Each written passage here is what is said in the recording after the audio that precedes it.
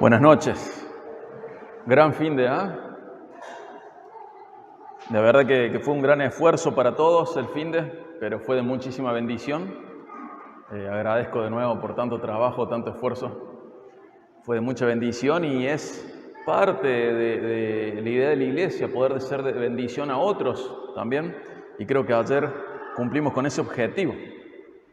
Hoy vamos a continuar con Hechos. Así que por favor acompáñame a Hechos 9.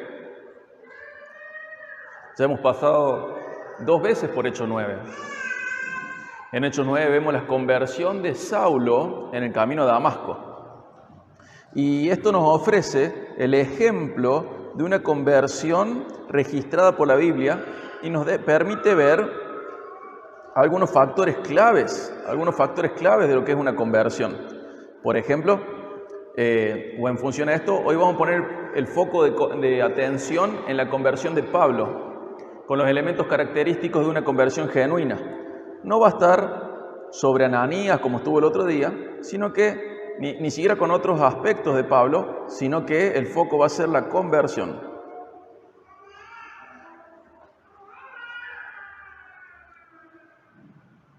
Vamos a comenzar desde el 1. Si bien ya lo leímos, le vamos a sacar provecho hoy, de nuevo.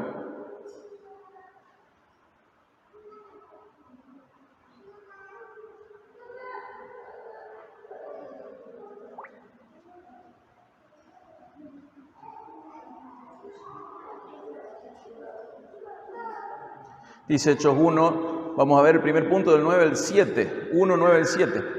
Respirando todavía amenazas y muerte contra los discípulos del Señor, fue al sumo sacerdote y le pidió cartas para las sinagogas de Damasco, para que si encontraba alguno que pertenecieran al camino, tanto hombres como mujeres, los pudiera llevar atados a Jerusalén. Y mientras viajaba, al acercarse a Damasco, de repente resplandeció a su alrededor una luz del cielo. Al caer a tierra, oyó una voz que le decía: Saulo, Saulo, ¿por qué me persigues? ¿Quién eres, Señor?, preguntó Saulo. El Señor respondió: yo soy Jesús, a quien tú me persigues. Levántate, entra en la ciudad y se te dirá lo que debes hacer. Los hombres que iban con él se detuvieron atónitos, oyendo la voz, pero sin ver a nadie. Saulo se levantó del suelo y aunque sus ojos estaban abiertos, no veía nada. Y llevándolo por la mano, lo trajeron a Damasco. Estuvo 3 días sin ver y no comió ni bebió. Hasta acá vamos a ver para el punto 1, ¿sí? En el punto 1 vemos algo que es una verdad expresada de muchísimas maneras a lo largo de toda la Biblia. Es que Dios tiene la iniciativa de relacionarse personalmente. Esto se da de 2 maneras. Por un lado, la relación es personal. Dios establece una relación personal. Es Saulo-Jesús, ¿sí? Jesús-Saulo. Dios no es una energía impersonal, ni el trato con la humanidad pierde de vista la unicidad de ese individuo. O sea, Dios se relaciona personalmente con un individuo. Y quiero que sepas que Dios te llamó personalmente. Él mismo a vos mismo. Es bien concreto. Tenemos que no perder de vista esto. Es Él mismo a vos mismo. Siento que estoy a punto de acoplar todo, ¿no es verdad? Lo siento muy fuerte. Podríamos bajarle un poco de ganancia a lo mejor.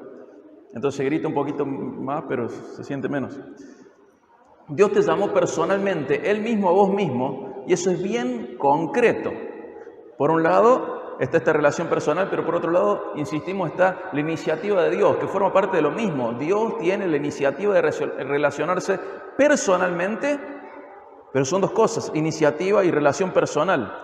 Nosotros sabemos que en la salvación, la iniciativa es de Dios. Él produce el encuentro con Jesús. Acompáñame rápido, Juan 37 al 44. Juan 6, 37 al 44.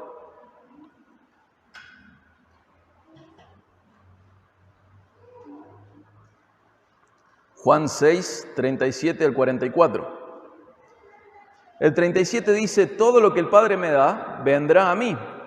Y al que viene a mí, de ningún modo le echaré fuera. ¿Vieron? el que va a Jesús no va a ser echado fuera. Pero ¿cómo puede una persona llegar a Jesús? Solamente si el Padre les lleva, ¿sí? Fíjense en el 44. Nadie puede venir a mí si no le trae el Padre que me envió. Y yo lo resucitaré en el día final. ¿Qué nos dice? Si alguien va a Jesús, Jesús no le echa fuera. Pero ¿cuál es la única manera de que alguien llegue a Jesús? Que el Padre le lleve. No es que otras personas o que uno mismo, sino que el Padre te lleve. Para tener un encuentro con Jesús es fundamental y es necesario que Dios tenga la iniciativa y te lleve a Jesús. Y ahí Jesús no te va a echar fuera y te va a resucitar en el día final. La relación con Jesús nace por la iniciativa de Dios. Sin la iniciativa de Dios nadie puede ir a Él. ¿Cuál es nuestra condición natural? ¿Te acordás? Hay una prédica específica sobre Efesios 2, 1 al 3. Hay una prédica específica sobre eso. ¿Pero qué nos dice? Que estábamos muertos en delitos y pecados, que seguíamos tres cosas. ¿Alguien se acuerda? Una, el mundo, la carne, nuestro corazón y al diablo. Y eso nos daba dos características en este hebraísmo de enfatizar una verdad, una característica sobresaliente, que estuviéramos muertos en delitos y pecados, siguiendo al mundo, al príncipe de la potestad del aire y a la carne, nos hacía dos cosas, hijos de desobediencia e hijos de ira. Pero la solución viene de Dios, fíjate en Efesios 2 también, del 4 al 9. Recién parafraseamos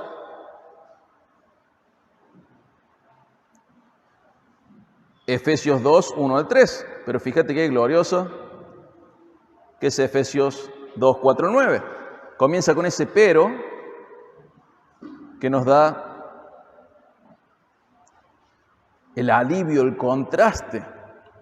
Dice, pero Dios, o sea, nosotros muertos en delito y pecado, siguiendo al mundo, siguiendo al diablo, siguiendo la carne, siendo hijos de desobediencia, siendo hijos de ira, esa era nuestra situación. Pero dice, pero Dios, que es rico en misericordia, por causa del gran amor con que nos amó, aun cuando estábamos muertos en nuestros delitos, nos dio vida juntamente con Cristo. Por gracia ustedes han sido salvados. Y con Él, con Cristo, nos resucitó. Y con Él nos sentó en los lugares celestiales en Cristo Jesús, a fin de poder mostrar en los siglos venideros las sobreabundantes riquezas de su gracia por su bondad para con nosotros en Cristo Jesús. Porque por gracia ustedes han sido salvados por medio de la fe, y esto no procede de ustedes, sino que es un don de Dios, no por obras, para que nadie se gloríe. Fíjense, es una relación personal en la cual Dios tiene la iniciativa y Dios en la riqueza de su misericordia nos provee en Cristo la solución a nuestra muerte espiritual, amándonos a pesar de que no lo merecemos. Decide llamarnos para que seamos salvos en Jesús. Y esto no es algo ambiguo, gente, es algo bien específico, como veíamos hace un par de prédicas, con nombre y apellido. Gloria a Dios por haberte llamado por tu nombre. No es así al tuntún, a la manchancha, como decíamos en la escuela, el que agarra el caramelo lo agarra. No, específicamente el Dios del cielo te ha llamado para llevarte a Cristo. Y estando en Cristo, si fuiste a Cristo, Él no te echa fuera y te va a resucitar en el día final. Vos estabas muerto en tus delitos y pecados, siguiendo la corriente del mundo, la corriente del diablo, siguiendo tu propio corazón, tu propia carne, pero Dios, que es rico en misericordia, por la gran gracia, el gran amor que tiene, te dio vida con Cristo, te resucitó y te sentó en los lugares celestiales con Él, y fuiste salvo por gracia a través de la fe, y esto es un don de Dios para que nadie se gloríe. Gloria a Dios por tomar la iniciativa en buscarnos, en buscarte, y no buscarte sin encontrarte, sino buscarte y encontrarte. Gloria a Dios por su amor a pesar de nosotros. Este es un rasgo característico de la salvación. Es una relación, Dios se relaciona personalmente por su iniciativa, y este es el punto 1. Vamos a comenzar a ver el punto 2.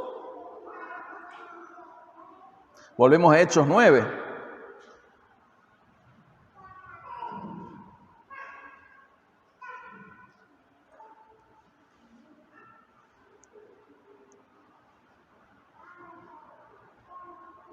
Hechos 9, 10 al 12 vamos a leer ahora.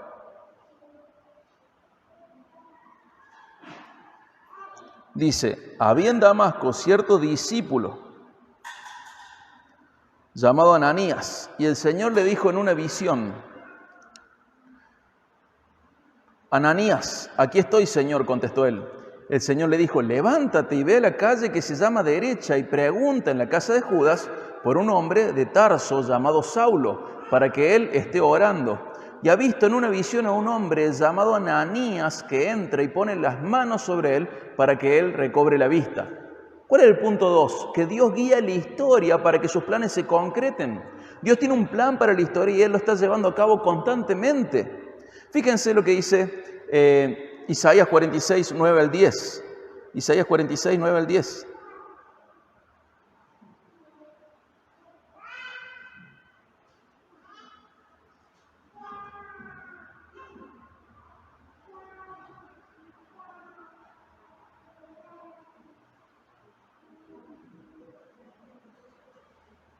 Isaías 46, 9 al 10 dice así. Acuérdense de las cosas anteriores ya pasadas, porque yo soy Dios y no hay otro, y yo soy y no hay ninguno como yo, que declaro el fin, ¿desde cuándo? Desde el principio, y desde la antigüedad lo que no había sido hecho. Yo digo, mi propósito será establecido y todo lo que quiero realizaré. ¿Saben qué? No hay poderoso, ni en el plano terrenal, ni en el plano espiritual, que pueda decir esto excepto Dios. Dios hace lo que quiere. Y en su soberanía, ¿qué hizo? Que Ananías tuviera una visión y Dios le hablara para buscar a un hombre que se llamaba Saulo de Tarso, nacido en Tarso, y que Pablo tuviera una visión en donde venía un hombre llamado Ananías a sanarle. Aunque los seres humanos pueden hacer planes, es el consejo del Señor el que prevalece y se cumple en última instancia. ¿A dónde iba Pablo hasta ahora? ¿Se acuerdan? ¿A dónde estaba yendo Pablo? ¿A Damasco? ¿A qué? ¿A perseguir cristianos? Y aunque Pablo iba a Damasco a perseguir cristianos, y aunque Ananías estaba en Damasco esperando el ataque de Pablo, Dios los une para que sean hermanos en Cristo. Fíjense cómo cambian totalmente los planes los dos. Ananías estaba preparándose para el ataque, para la llegada de Pablo. Él había oído lo que había respecto a Pablo, lo que él había hecho en Jerusalén, y él estaba como cristiano en Damasco esperando a este enemigo de la fe. Y Pablo estaba yendo a perseguir cristianos, a encarcelar cristianos con todo el poder de los sumos sacerdotes, de Anás, de Caifás. Él iba con eso, ¿y qué pasó? Los dos cambiaron sus planes. Así, Ananías mandó a buscar a Pablo. Pablo, va a venir Ananías, y ellos iban en una dirección y Dios cambió sus direcciones porque estaban dentro de su voluntad. Los planes que los hombres tenían no sucedieron, los planes de Dios sí se cumplieron, y en nuestra vida pasa lo mismo. Si nosotros miramos al pasado, podemos comprobar que andábamos en la muerte sin agradar a Dios, pero un día Dios nos salió al encuentro y cambió nuestras historias. Te puedo asegurar que no eras vos el que estaba buscando a Dios. Dios te estaba buscando a vos y puso en tu corazón una necesidad de Dios para que le busques. Pero Él es el que te va a encontrar porque Él es el que te busca. Si miramos al pasado, vemos cómo Dios nos fue llamando de diferentes maneras para salvación y nos sigue llamando para santificación. Incluso si hoy estás en rebeldía con Dios y sos su hijo, tenés que saber que Dios disciplina al que toma por hijo y que vas a volver a sus caminos. Por las buenas o por las malas, pero Él va a hacer que vos vuelvas. Si vos estás en rebeldía con Dios y sos su hijo, tenés que saber que Dios es un Padre perfecto, no uno mediocre. Él nunca se da por vencido con sus hijos. Y aunque vos tengas todos tus planes y hagas de tu vida lo que quieras, tenés que saber una cosa: el plan que va a prevalecer va a ser el de Dios. El tema es cuánto va a costar que vos te sometas a Dios. Si estás en rebeldía, te doy un gran consejo: escuchá los susurros de Dios antes de que llegue un grito de su parte para que vos vuelvas a sus brazos. Dios no es un padre mediocre. Dios llama y a sus hijos los cuida, los ama y los corrige, nos dice Hebreos, ¿para qué?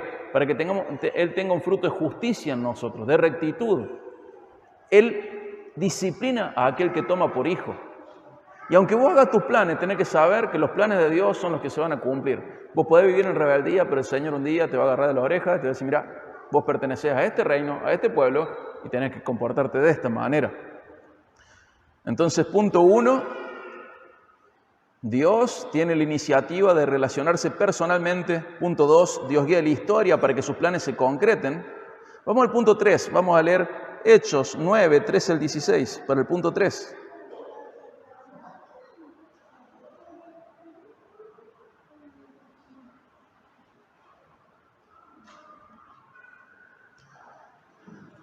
Y acá vamos a ver que Dios hace llamado inverosímiles.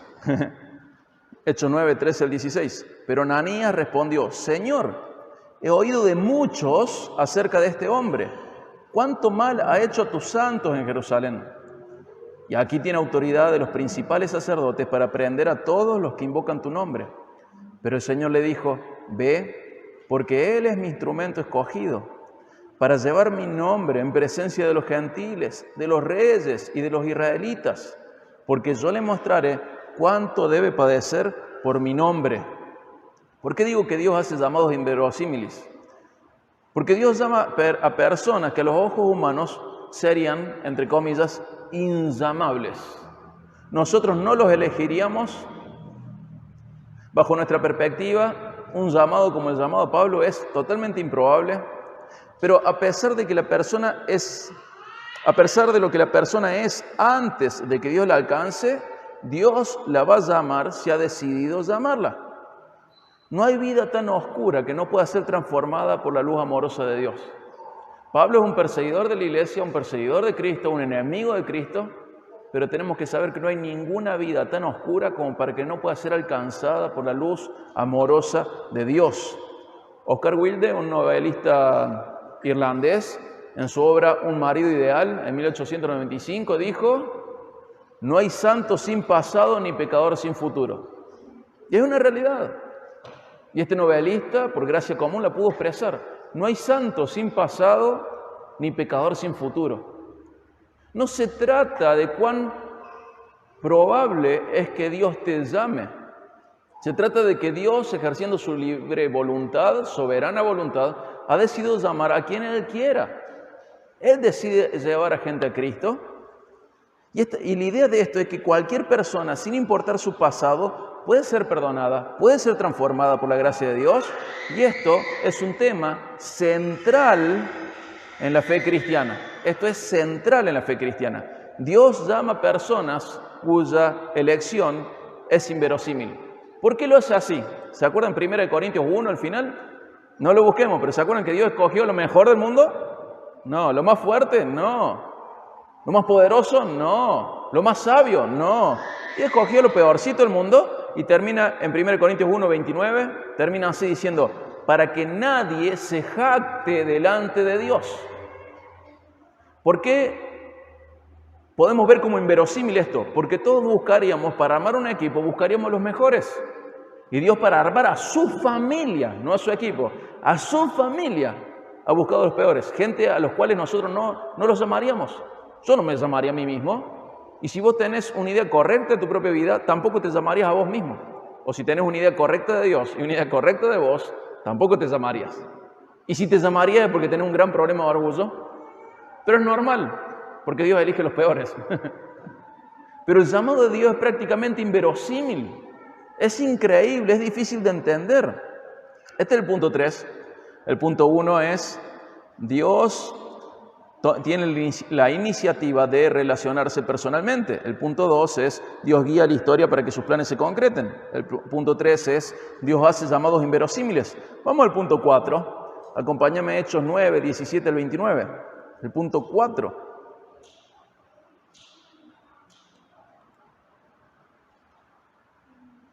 Y acá podemos ver que Dios pone en familia a los que Él salva. Dice: Ananías fue y entró en la casa. Y yo quiero que tengamos en mente esto, ¿no? Ananías tiene el peor concepto de Pablo. Es súper malo el concepto que tiene Pablo. Y es verdad el mal concepto de Pablo. Pero Ananías tiene un concepto excelente de Dios. Y como Dios le manda, Ananías va. Y fíjense la convicción de Ananías, que, como vimos el domingo pasado, nos da un ejemplo de una persona que confía en Dios. Y como confía en Dios y como ama a Dios, lo obedece. Fíjense lo que hace Ananías en este momento. En el primer contacto con Pablo, Ananías fue y entró en la casa, y después de poner las manos sobre él, ¿qué significaba imponer las manos? ¿Qué significaba? Identificación. Dijo: hermano. Qué fuerte, qué fuerte. Hermano Saulo, el Señor Jesús que se te apareció en el camino por donde venías, me ha enviado para que recobres la vista y seas lleno del Espíritu Santo. Al instante cayeron de sus ojos como unas escamas y recobró la vista y se levantó y fue bautizado. Tomó alimentos y cobró fuerzas y por varios días estuvo con los discípulos que estaban en Damasco. Fíjense qué hermoso. Hermano, le dice, primer contacto. Tiene todo el currículum de Pablo, sabe que él tiene permiso de parte de los sumos sacerdotes para presidir en la iglesia, pero Dios lo mandó, le dijo, mira, yo lo elegí como mi instrumento, y Ananías, con sus temores, pero con una confianza que pesó en la balanza más que sus temores, una confianza en Dios, obedece a Dios y llama hermano a Saulo, el perseguidor de la iglesia. Este es el punto 4. Dios pone en familia a aquellos que salva. Dios pone en familia a aquellos que salva. Ahora son familias de Dios. En Efesios 1:5 nos dice que Dios nos predestinó para adopción como hijos. Podemos pensar siempre en predestinación en términos de salvación, pero en Efesios 1:5 dice, Dios te predestinó ¿para qué? Para ser adoptado como hijo, Efesios 1:5. En Efesios 2:19 dice que ahora, estando en Cristo, somos de la familia de Dios. Y en Salmo 68, 6a, Dios prepara un hogar para los solitarios. Fíjense qué hermoso, Dios pone en familia a aquellos que salva. El diseño de Dios para la nueva vida en Cristo es que la vivamos en familia, ¿sí? No existe una categoría bíblica para el cristiano que no está congregándose. No existe. No existe, no hay ninguna ilustración bíblica dada por Cristo, por los apóstoles, para que una persona tenga la idea de que puede estar sin formar parte de un cuerpo, de una familia, de un pueblo, de un reino. Todas ilustraciones ¿de qué? De que uno forma parte de algo que es mayor a sí mismo. Son una piedra viva en la edificación de Dios. No existe. Y tenemos que saber que el primer indicio de la frialdad espiritual es no congregarse.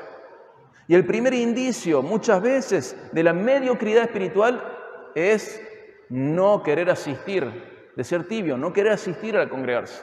Y esto es un problema a resolver. No es que Dios va a editar la Biblia para que uno se sienta cómodo no congregándose. No, lo que Dios quiere hacer es editar mi corazón a la luz de la Biblia para que yo sea transformado y pueda comprender que en su plan Dios pone en familia a aquellos que salva. Si Dios salva, los pone en una familia. El diseño de Dios para la nueva vida en Cristo es que la vivamos en familia. Esa familia que Él mismo ha formado y seguirá formando. Tenemos que comprender que el que está sentado delante tuyo, atrás tuyo, a tus costados, si es un hijo de Dios, es tu familia.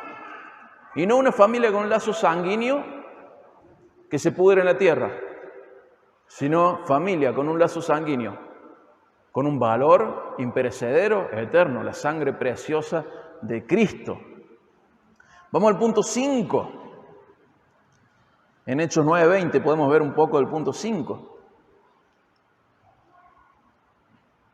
Vemos cómo Dios produce una nueva vida. Dice Hechos 9:20, enseguida se puso a predicar de Jesús en las sinagogas, diciendo, Él es el Hijo de Dios. ¿Cómo? Fíjense el cambio que hay en Pablo. Fíjense el cambio. ¿Qué predica ahora? Que Jesús es el Mesías, que Jesús es el Hijo de Dios. Este título se usó solamente por Jesús. Jesús casi nunca lo usó, excepto cuando en su arresto, medio que no lo obligan, no voy a decir que lo obligan, pero sí, entre comillas, lo obligan a que se identifique. Pero ser Hijo de Dios era atribuido solamente a Israel, pero a ningún individuo. Y ahora Pablo va y les dice al resto de los israelitas, en la sinagoga le dice, no, para. Ustedes no son. Ustedes iban a ser si cumplían el pacto, pero es imposible cumplir ese pacto. Pero hubo uno que sí cumplió el pacto. Ese sí es el Hijo de Dios. O buscás justificación en Él, o lo buscás en la ley. ¿Pero qué nos va a enseñar Pablo? La ley es inútil para salvar. No te puede salvar. Y esto es lo que predicaba Pablo en las sinagogas. ¿Qué estaba sucediendo en Pablo? Es que en la vida de Pablo hubo una gran transformación. Hay directamente una nueva vida. Podemos hacer un juego de palabras. De perseguidor a predicador. Podemos hacer una ilustración de otro tipo, de lobo a oveja. Podemos decirlo en términos de mismo Pablo en Romanos 6, de siervo de la injusticia, ¿a qué? A siervo de la justicia. Acompáñame a Romanos 6. Vamos a leer algunos pasajes entre el 4 y el 23.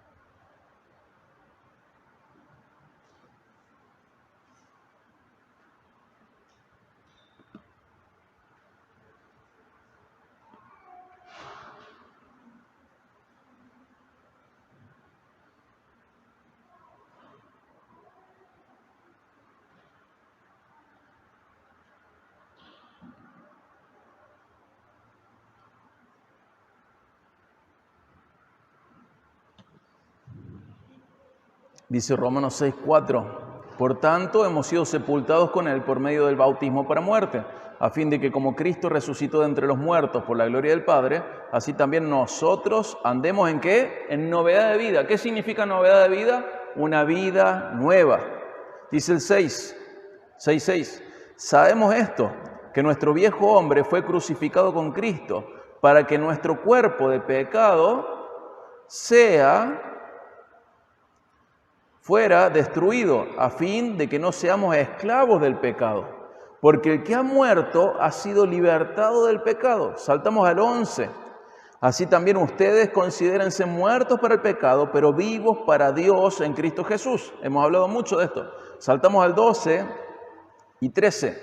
Por tanto, no reine el pecado en su cuerpo mortal, para que ustedes no obedezcan a sus lujurias, ni presenten los miembros de su cuerpo al pecado como instrumentos de iniquidad, sino preséntense ustedes mismos a Dios como vivos de entre los muertos, y sus miembros a Dios como instrumentos de justicia. ¿Qué tengo que hacer con las partes de mi cuerpo?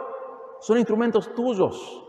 ¿Qué significa eso? Que mi cuerpo entero tiene que estar funcionando de tal manera que sea útil para el reino de Dios, útil para lo correcto, y al mismo tiempo inútil para lo incorrecto. No debe servir a lo incorrecto. Vamos al 16 en adelante. ¿No saben ustedes que cuando se presentan como esclavos a alguien para obedecerle, son esclavos de aquel a quien obedecen, ya sea del pecado para muerte o de la obediencia para justicia? O sea, nos dice, puedes ser esclavo de dos cosas, o del pecado o de la obediencia. No hay un tercer amo. Dice, pero gracias a Dios, que aunque ustedes eran en pasado, no podemos seguir siendo, eran esclavos del pecado, se hicieron obedientes de corazón a aquella forma de doctrina a la que fueron entregados. Y habiendo sido libertados del pecado, ustedes se han hecho siervos de justicia. Hago un paréntesis por una palabra del 17. Fuimos entregados a una forma de doctrina. ¿Saben por qué está escrito así? Dios te agarró y te puso en un molde doctrinal. No es que vos elegiste, Dios te dice, mira, esta es la forma que tenés que tener. Dios te enseña y a través de enseñarte te da forma. Fuiste entregado a una doctrina. Siempre pensamos al revés, la doctrina no fue entregada a nosotros. No, la doctrina es superior a nosotros y nosotros somos entregados a la doctrina, significa enseñanza, para que nos dé forma, ¿sí? La enseñanza bíblica te tiene que dar forma, no tu corazón, no el mundo, no el diablo. La Biblia te tiene que dar forma. Fuiste entregado a ese molde. Dice el 21, ¿qué fruto tenían entonces en aquellas cosas de las cuales ahora se avergüenzan? Porque el fin de esas cosas es muerte. Pero ahora, habiendo sido libertados del pecado y hechos siervos de Dios, tienen por su fruto la santificación y como resultado la vida eterna. Porque la paga del pecado es muerte, pero la dádiva de Dios es vida eterna en Cristo Jesús, Señor nuestro. ¿Cómo es posible esto? Es un pasaje largo, pero ya estamos recontra acostumbrados a leer, ¿verdad? ¿Cómo es posible que uno haya pasado de ser esclavo del pecado, siervo de la injusticia, a ser esclavo de la obediencia, siervo de justicia? ¿Saben cómo es posible? Por lo que dice Pablo en Gálatas 2:20, ese lo saben de memoria. ¿Con Cristo qué cosa? He sido crucificado. ¿Qué más? Ya no soy yo el que vive, sino que Cristo vive en mí. Y la vida que ahora vivo en la carne, la vivo por la fe en el Hijo de Dios, el cual me amó y se entregó a sí mismo por mí. Pero vos tenés que entender esto. Si sos de Cristo, ya no vivís vos. Si sos de Cristo, no podés conducirte según los códigos que vos tenías aprendidos del mundo o del diablo o que nacían de tu corazón, de tu carne. No podés. Cristo vive en vos. Y esto afecta a cada cosa que yo hago. Si estoy en un trabajo, trabajo como me dice Colosenses, representando a Dios. Y mi cliente o mi paciente, ¿qué es? Como si fuera Dios. Impacta mi vida. Impacta mi vida esto. Ya no vivo yo, sino que Cristo vive en mí.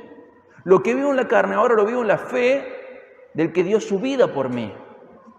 Ya no hay lugar para que Diego viva. Diego murió. ¿Quién vive ahora? Debería vivir Cristo. Y todas las diferencias que hay entre Cristo y yo, ¿qué tengo que hacer con ellas? Mortificarlas. Pelear contra ellas. Pelear contra ellos. Y esto es hoy, es ahora. Tengo que notar, y vos tenés que notar, ver a Jesús y notar las diferencias que tiene con vos y anhelar tener esas diferencias para obtenerlas. Observar su rectitud, observar su perfección, comprender cómo Él interactuó con su entorno y desear ser así. Desear lo que te falta de Cristo te va a llevar a dejarte transformar por Dios. Pero tenés que comenzar por desear eso. Ustedes no se dan cuenta, porque cuando yo escucho la grabación tampoco me doy cuenta, pero en mi mente está hacer diferentes cambios en el tono de voz, diferentes modulaciones, volúmenes. Y hay partes en las cuales digo, estoy siendo re dulce, y después me escucho y digo, de dulce no tenía nada. Y el otro día me quebranté pensando en esto, ¿cómo me gustaría tener la dulzura de Jesús? Y en mi mente, por momentos la tengo, pero cuando yo escucho una grabación digo, no suena así para nada. ¿Y qué hago con eso? Bueno, así soy yo, que me aguanten. ¿Qué tengo que hacer con eso? Seguir llorando y seguir anhelando la diferencia que hay entre Jesús y yo para que yo sea semejante a Cristo, porque de eso se trata tu vida cristiana, tu vida espiritual, que seas como Cristo. Ahora, ¿te lo imaginabas Jesús si ayudaba a José en la carpintería? ¿Te imaginas estafando a algún cliente? ¿Te lo imaginás así? ¿Te imaginás diciendo, es madera de... ¿Cuál es la mejor madera, Juan? Una buena. Cedro. ¿Te lo imaginas Jesús diciendo, esto es cedro? ¿Vendiendo pino? ¿Manzano? ¿Te imaginas Jesús eso? Entonces yo veo una diferencia entre Jesús y yo, ¿y qué tengo que hacer yo? Anhelar esa diferencia porque Dios me predestinó para ser como Él. Y yo tengo que trabajar con todo mi corazón, deseando, rogando, ayunando, para que Dios me permita ser más parecido a Jesús. Esto es parte de lo que Pablo dice en Filipenses 3, que lo hemos hablado muchas veces. Él me alcanzó, pero para que yo le alcance a Él. Uno tiene que vivir de esa manera. Y si las condiciones laborales no me permiten vivir de esa manera, quiero que sepas que tu trabajo no es de Dios y va a haber una consecuencia de eso. Y tendrás que resignarte. Tendrás que resignar. Pero nadie le va a ganar a Dios, ni puede poner de excusa frente a Dios una elección propia. No, pasa que yo, qué sé yo. Bueno, no hay ningún contador todavía. Yo soy contador y me pedían dibujar los números y el trabajo que vos me diste. ¿Vos creés que al juez del universo le podés poner esa excusa? No, pasa que en Argentina estaba re dura la mano. Si no robaba, no comía. ¿Vos creés realmente que a Dios le podés excusar tu pecado? ¿Cuánto ayunaste para que Dios te diera otra cosa? ¿Cuánto pediste para que Dios te diera otra cosa? ¿Cuán creativo fuiste? Y quizás en este mundo caído, siguiendo a Dios con ética laboral, no te va a ir tan bien económicamente. Pero ¿sabes qué? La Biblia nos enseña, tanto en Eclesiastés como en Ageo, que Dios puede quitarte la posibilidad de disfrutar lo que ganas. Trabajas mucho, ganas mucho, no te alcanza para nada, caes en saco roto. Y ¿sabes qué? Lo peor que hay es haberse esforzado y no tener nada a cambio. Es horrible. Y Dios a sus hijos les hace eso, te lo garantizo. No les deja disfrutar el fruto de su trabajo porque fue mal habido. Cuidado. ¿Qué pasa? ¿Por qué es esto? Porque Cristo vive en nosotros. Y lo que no es de Cristo sobra. Tenemos que observar su rectitud, su perfección, comprender cómo interactuó con su entorno y desear ser como Él. Y desear va a ser parte, el inicio fundamental o básico de la transformación, ya que hemos sido predestinados para ser como Jesús. ¿Qué nos dice la Biblia? Si alguno está en Cristo, ¿qué es? Entonces, ¿por qué vivís como antes? Sos una nueva creación en Cristo. Las cosas viejas, ¿qué? Pasaron, ¿qué son? Ahora soy hecho nuevo. No está hablando de tu pasado, de las cosas que hiciste, está hablando de tu corazón. Tu corazón es nuevo y la vieja manera de ser de tu corazón es viejo y pasó y ahora tu corazón es nuevo. Es como que una mariposa haya hecho la metamorfosis y quiera ser un gusano toda su vida. Que se agarre a arrastrarse en vez de volar hacia la luz, volar hacia las flores, quiere estar oscuro en la tierra, viviendo como un gusano, y Dios ya lo transformó y dice, no, pasa que, sí, ya sé lo que eras, pero sos una nueva creación, estás en Cristo, ahora vive Cristo en vos, no podés volver al estado anterior. Aquellos que Dios ama, Dios los ama como los encuentra, pero justamente porque los ama, los sigue amando y los transforma. Dios a los llamados les da una nueva vida, y esta vida nueva es en Cristo. En Romanos 8:29 dice que Dios nos predestinó para ser conforme a la imagen de su Hijo. Dios te predestinó para ser adoptado, Dios te predestinó para que seas como Jesús. Tenés que comprender esto a un nivel profundo, porque si no, no estás yendo a ningún lado. O peor, hay riesgo de que estés yendo al infierno en realidad. No importa cuántas veces hayas hecho esa oración decisionista. Cuando Dios llama a alguien, lo santifica. Este es el punto 5, Dios produce una nueva vida. Vamos a ver el punto 6. Vamos a leer Hechos 9:21. Hechos 9:21. Y todos los que lo escuchaban, recordemos, Pablo está en la sinagoga, todos los que lo escuchaban estaban asombrados y decían, ¿no es este el que en Jerusalén destruía a los que invocaban este nombre? Fíjense qué dice que Pablo hacía con esa gente. Los destruía. Y el que había venido aquí con este propósito para llevarlos atados ante los principales sacerdotes. Fíjense, todo el mundo ya sabía que había venido Pablo. ¿Pero qué está haciendo? Enseñando en la sinagoga. ¿Qué está diciendo en la sinagoga? Lo mismo que llevó a Esteban a la muerte. ¿Qué está diciendo? Que Jesús es el Mesías, que Jesús es el Cristo, que Jesús es Dios, es el Hijo de Dios. ¿Y qué dice? Que la gente estaba asombrada. Este es el punto 6. Dios produce cambios asombrosos en nuestra vida. Mira, quizá vos no tenés el testimonio que algunas personas tienen. Yo voy a ser muy exagerado.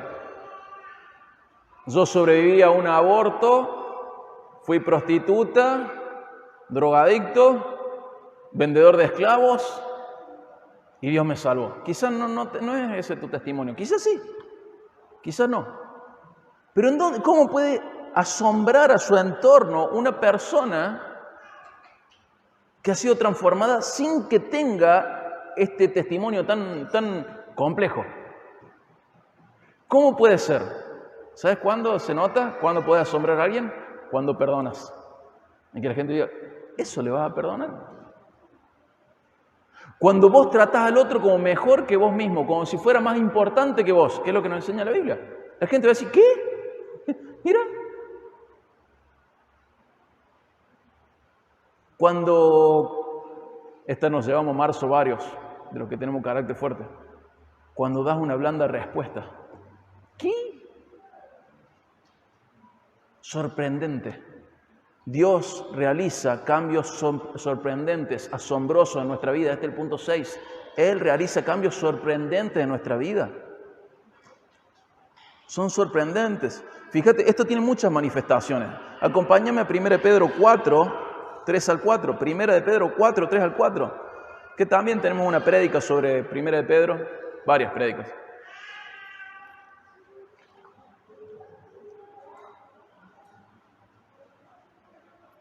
1 Pedro 4, 3 al 4. Porque el tiempo ha pasado y les es suficiente, porque el tiempo ya ha pasado, les es suficiente para haber hecho lo que agrada a los gentiles, habiendo andado en sensualidad, lujurias, borracheras, orgías, embriagueces y abominables idolatrías. Dice, ya es suficiente lo que viviste antes en el pecado. Y en todo esto, dice el 4, se sorprenden de que ustedes no corren con ellos en el mismo desenfreno de disolución y los insultan. Fíjate, es sorprendente para el resto nuestra vida cristiana. O sea, o porque cambiamos totalmente nuestro testimonio, y eso puede llevar a burlarnos cuando tenemos la posibilidad de hacer algo que es deshonesto. Y el que está al lado tuyo te dice, y más vale, como lo hacíamos siempre. Y vos dejás de ser deshonesto y sos honesto, ¿qué va a hacer el otro? Se va a sorprender, ¿y qué más? Se va a burlar de vos. Porque está, diríamos en cordobés, está donada la situación, está donado. Pero ellos se van a sorprender de tu integridad, ¿y qué más? Se van a burlar de vos. Esto nos pasa en todas las profesiones, en todos los trabajos, en todos los ámbitos. Pero Dios nos ha dado el honor de ser sorprendentes a nuestro entorno, de asombrarlo. ¿De qué manera?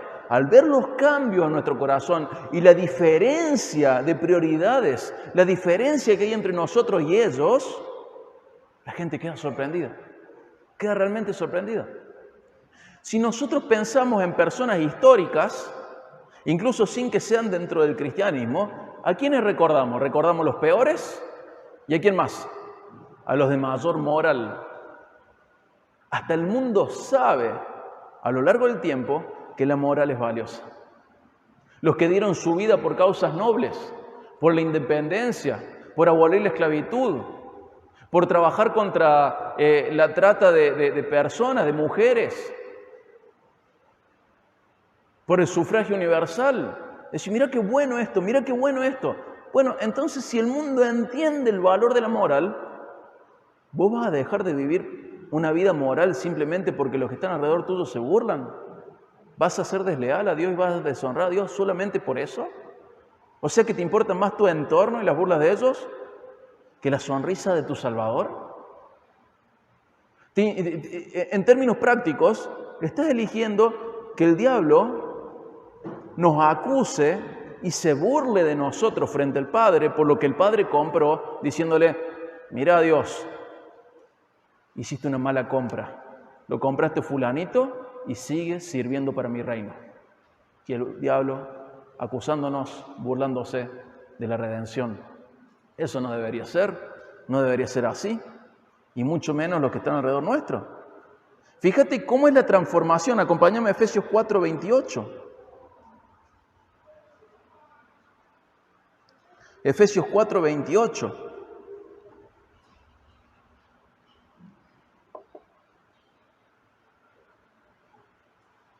Hablando de esta transformación, dice, el que roba, no robe más. Dentro de la iglesia dice, che, no robes más. ¿Y qué le dice? Bueno, ya está. No, sino que más bien trabaje haciendo con sus manos lo que es bueno, a fin de que tenga que compartir con el que tiene necesidad. Le dice, mira, vos te dedicabas a robar. ¿Qué es robar? Sacar algo que no es tuyo. Dice, deja de hacer eso. Bueno, listo, no robo más. No, pero no hagas solamente eso. Trabaja. Ah, bueno, ¿cuánto? Lo suficiente como para dar. Pasas de ser una persona que quita a una persona que da. Es tan fuerte el cambio que vas en dirección contraria. No es que solo detenés tu accionar, vas en una dirección contraria. Y volvamos a Hechos 9, porque forma parte del cambio que Dios produce, lo que dice el 9:16. En el 9:16 Jesús dice, porque yo le mostraré cuánto debes padecer por mi nombre. Es tan fuerte el cambio que Pablo pasa de ser aquel que hace sufrir a los cristianos a ser aquel que sufre con los cristianos. Uno que sufre por Cristo, por la causa de Cristo. O sea, él hacía sufrir y ¿ahora qué es? Ahora va a ser partícipe de los sufrimientos de Cristo. Va a sufrir con los cristianos. Va a sufrir por Cristo. Y el sufrir por Cristo es una constante para todos los cristianos maduros, pero Pablo lo vivirá de una manera especial.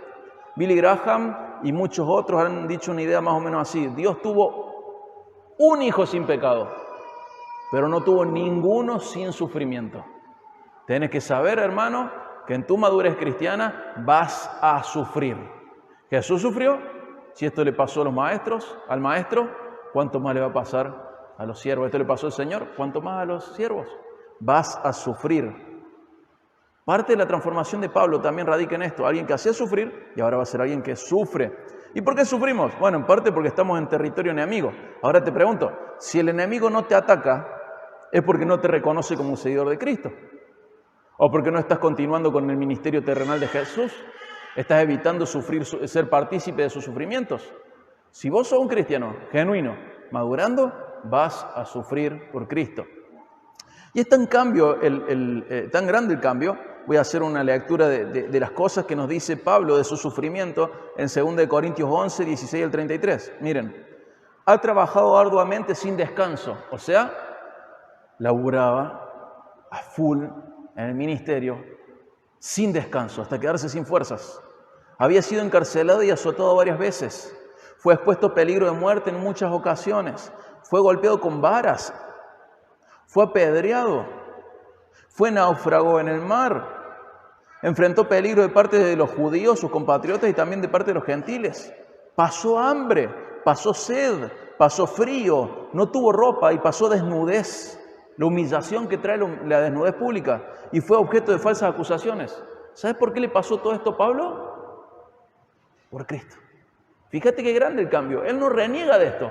Él antes era alguien que hacía sufrir y ahora ¿qué es? Un partícipe de los sufrimientos de Cristo. A pesar de todo, Pablo sigue perseverando en su fe y en su ministerio, confiando en el poder de Dios para sostenerlo y llevarlo adelante. Y esto fue posible solamente porque por la transformación que Dios produjo en Pablo, que era el punto 6. Dios produce cambios asombrosos en nuestras vidas. Vamos al último punto, el 7. Acompáñame a Hechos 9, 22.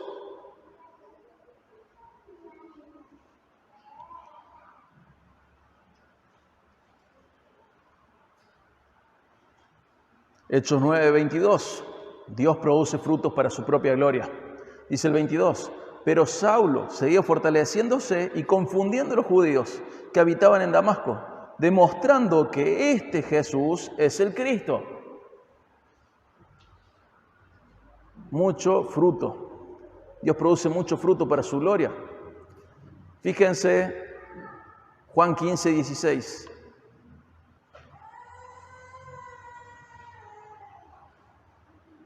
En Juan 15, 16, Jesús dice, ustedes no me escogieron a mí, sino que yo los escogí a ustedes y los designé para que vayan, ¿y qué más? Y den fruto, y que su fruto permanezca para que todo lo que pidan al Padre en mi nombre se les conceda. ¿A qué voy? Dios a quien llama le da una misión y eso forma parte del fruto. ¿Qué hacía Pablo? En el caso de Pablo, le dio valentía para predicar a los judíos, incluso corriendo el riesgo de ser apedreado como Esteban, demostrando a través de las Escrituras que Jesús es el Cristo. ¿Saben qué pasaba? Pablo se iba haciendo fuerte, pero ¿fuerte en qué? En las Escrituras. Él iba comprendiendo que todo trataba de Cristo, todo señalaba a Cristo, que toda la historia de Israel registrada era para ser sombra, prefiguración, tipo, anunciamiento de Cristo. Todo se trataba de Él. Entonces le decía, miren, esto que sucedió acá es para que pensemos en Jesús. Esto que pasó acá es para que pensemos en Jesús. Esta persona que Dios levantó nos dejó una gran victoria como reseña, pero no fue perfecto. En cambio Jesús tuvo una victoria perfecta frente a la muerte y fue perfecto en todo. Y Él se va haciendo cada vez más fuerte y dice que confunde a los judíos. O sea, los judíos estaban y dicen, ¿qué? ¿No es como nosotros creíamos? Nosotros pensábamos que esto era algo y es otra cosa. ¿Y qué hacía Pablo? Demostraba que Jesús es el Cristo. Me encanta la teología que hay entre líneas. No dice que Jesús era el Cristo. ¿Qué dice? Jesús es el Cristo. Jesús está vivo.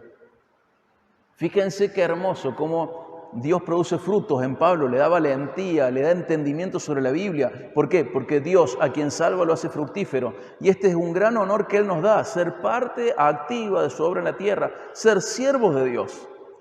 Y hermano, no le ayudamos a Dios porque Él nos necesite para que su obra sea hecha. Le ayudamos a Dios porque Él nos honra con el honor de ser sus ayudantes. No es lo mismo. Dios produce fruto para su gloria. Dios al que salva lo hace fructífero. ¿Sabías que todo cristiano debe ser un discipulador? ¿No hay que ser pastor para eso? ¿Cuántos discípulos tenés?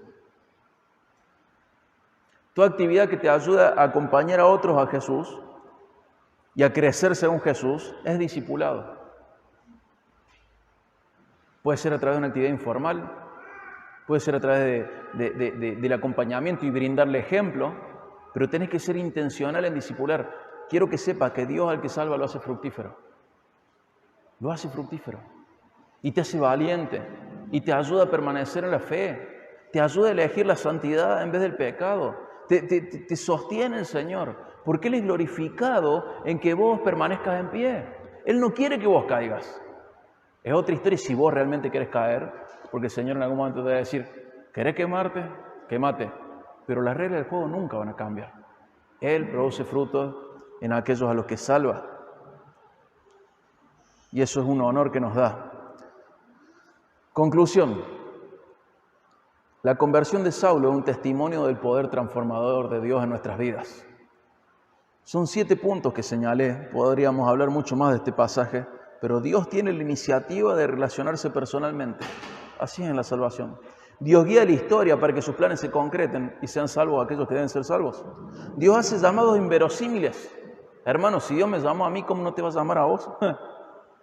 Pensándolo en términos cristianos, acabo de insultarte.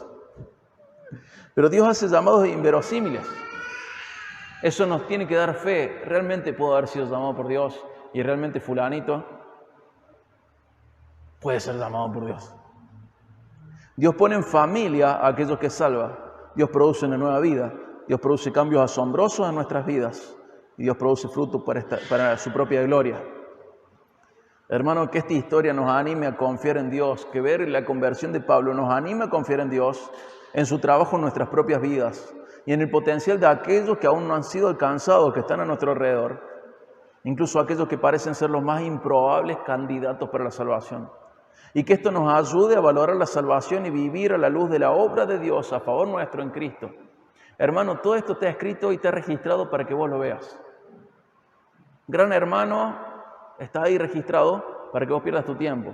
Espero que no lo hayas perdido tan neciamente, pero muchas cosas están registradas para que nosotros perdamos nuestro tiempo. Pero la Biblia está registrada para que nosotros veamos a Dios.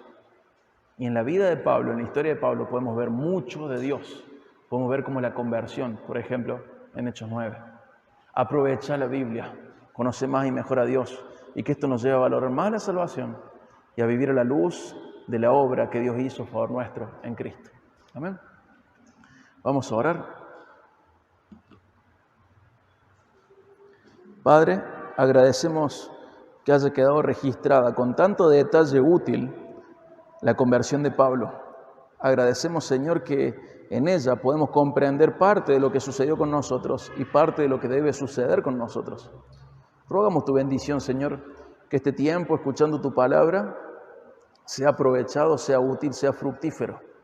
Rogamos, Padre, que a pesar del cansancio, de las actividades, a pesar de cualquier otro factor de distracción, que nuestro corazón pueda ser impactado y que revisemos si hay cosas para cambiar en nuestra vida y que también agradezcamos tu obra en nuestras vidas. Rogamos, Señor, que nos ayudes a valorar la salvación, que nos ayudes a amarte más en gratitud por la salvación que hemos recibido y comprendamos el honor que tenemos de ser tus siervos. Sabemos que no nos necesitas, sin embargo, nos has honrado con la posibilidad de servirte. Y esto no es un ministerio simple, es ser siervos de la justicia a través de nuestra vida. Ayúdanos, Padre, a ocupar nuestro lugar con valentía, con integridad, con santidad, amándote, Señor, como vos lo mereces y como a nosotros nos conviene. Gracias, Padre, por tu palabra. En el nombre de Jesús, nuestro Salvador. Amén.